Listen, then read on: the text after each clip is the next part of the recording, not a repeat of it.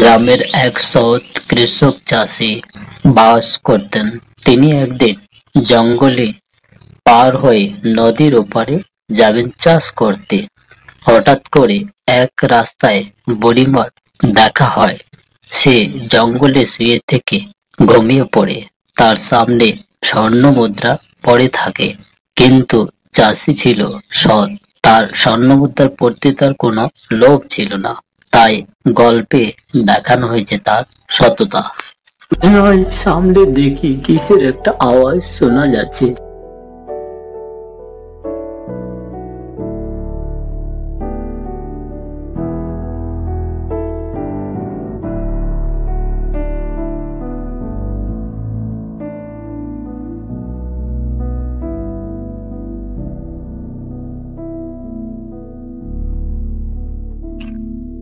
ও বুড়িমা, ও বুড়িমা, বুড়িমা, বুড়িমা, ও বুড়িমা, দেখো দেখো দেখো, তোমার সোনার মোহর পড়ে রয়েছে বুড়িমা। দেখো, এটা তোমার সোনার মোহর। ভাবে সোনার মোহর ফিরে রেখেছো বুড়িমা, কেউ দেখলে তো নিয়ে চলে যাবে। ও বুড়িমা, ও না রে বাবা, এই সোনার মোহরটা তোমার বাবা।